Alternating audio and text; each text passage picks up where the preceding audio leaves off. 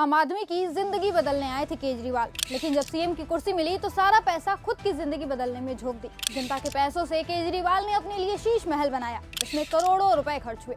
96 लाख के पर्दे, 39 लाख का किचन का सामान, 20 लाख की टीवी, 18 लाख का ट्रेडमिल और जिम का सामान, 16 लाख का कारपेट, 5 लाख का मिनी बार जैसी शानो शौकत वाली चीजों पर केजरीवाल ने जनता का पैसा खर्च किया। शीश महल में 13 लाख रुपए के बेड और सोफे हैं। सीएम आवास में 24 सोफा, 76 टेबल और 45 कुर्सियां लगाई गई हैं। इसके अलावा 50 एसी लगवाए गए हैं। ये एसी किचन, बाथरूम, जिम जैसी सभी जगहों पर लगे हैं और ये सब किया गया है जनता के मेहनत से कमाए गए पैसों से।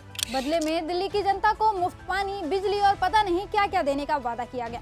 उन्हें पूरा कितना किया गया ये तो अब सभी को पता है। गरीबों को मुफ्त पानी के नाम पर काला जहर भिजवाया जा रहा है, जिसे अगर पी लिया गया तो 1000 तरह की बीमारियां हो जाएंगी। गरीब आज पानी की एक एक बूंद के लिए तरस रहा है और केजरीवाल 15 करोड़ के वाटर सिस्टम का लुत्फ उठा रहे हैं। दिल्ली में जगह जगह खुले में नाले बह रहे हैं, उनसे लोगों का जीना बेहाल हो रखा है। यमुना की हालत तो बदतर है ही। यमुना पर झाग की इतनी मोटी परत जम गई है जिसके आसपास जाने से भी दम घुटने लगता है। बात करें मुफ्त बिजली की तो आज कई ऐसे घर हैं जिनके यहाँ 15-15 हजार बिजली का बिल आ रहा है। मुफ्त बिजली सिर्फ एक छलावा है। दिल्ली की जनता से बिजली के बिल के नाम पर जबरन कई गुना ज्यादा वसूली हो रही है। अब आते हैं केजरीवाल के घोटालों पर। ये जनाब जो भ्रष्टाचार के खिलाफ गाना गाते हुए सरकार में आए थे, ये आज सबसे ज्यादा भ्रष्टाचारी नेता बन चुके हैं। शराब घोटाला, पैनिक बटन घोटाला, राशन कार्ड घोटाला, अस्पताल निर्माण घोटाला, मोहल्ला क्लिनिक घोटाला, शीश महल घोटाला, नकली दवाइयों का घोटाला, लैब एक्सरे घोटाला, बस खरीदी में घोटाला जैसे न जाने कितने घोटाले केजरीवाल के नाम हैं। दिल्ली में केजरीवाल के भ्रष्टाचार की ये सूची बहुत लंबी है। इन्हीं घोटालों के चक्कर में ये जनाब जेल भी गए, साथ में इनके कई मंत्रियों ने भी जेल के दर्शन किया। अब आप ही बताइए, इतने बड़े घोटालेबाज को कौन वोट देगा? अब अपने ऊपर लगे भ्रष्टाचार के आरोपों को साफ करने के लिए इंटरनेट पर पॉडकास्ट कर रहे हैं। हर दूसरे दिन किसी न किसी यूट्यूबर के साथ इनका पॉडकास्ट सामने आ जा रहा है और इनमें सवाल कैसे रह रहे हैं, वही जो इनकी पार्टी यूट्यूबर्स को लिखकर भेज रही है। अभी तक एक भी पॉडकास्ट में किसी ने केजरीवाल से वो सवाल नहीं किया जिसमें वो फंस सकते थे। कुल मिलाकर इस सो कॉल्ड आम नेता ने अपनी इमेज सुधारने के लिए सारे दांव पेच खेल दिए हैं। अब ये इमेज सुधारने में क्यों लगे हैं? क्योंकि ये विधानसभा चुनाव सिर पर है। चुनाव का डेट आज ऐलान हो चुका है। आपके सामने इस बार कांग्रेस सबसे बड़ी चुनौती है। मैदान में बीजेपी भी है, लेकिन मजबूती के मामले में कांग्रेस इस बार सबसे आगे है। चुनाव सर पर देखते ही बीजेपी और आम आदमी पार्टी योजनाओं की बातें कर रहे हैं। पीएम मोदी और केजरीवाल दोनों ही लगातार परियोजनाओं का उद्घाटन कर रहे हैं, लेकिन दिल्ली की जनता भी कम नहीं है।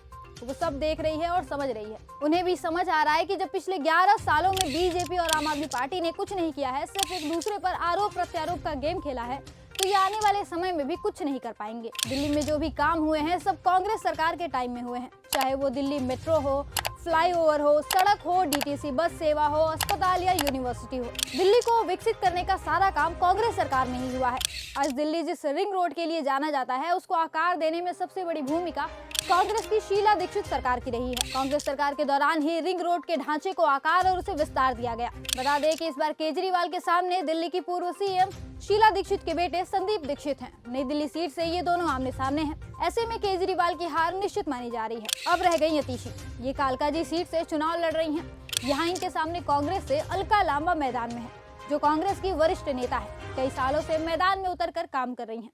वहीं बीजेपी ने इस सीट पर अपने पूर्व सांसद रमेश बिधोड़ी को मैदान में उतारा है। हाँ, वही रमेश बिधोड़ी जो ये नहीं जानता कि महिलाओं का सम्मान कैसे किया जाता है। रमेश बिधोड़ी ने चुनाव से पहले महिलाओं को लेकर जो अंट-शंट बयान दिए हैं, इससे उसकी हार तय मानी जा रही है। तो मैदान में बचे अतीशी और अलका लांबा।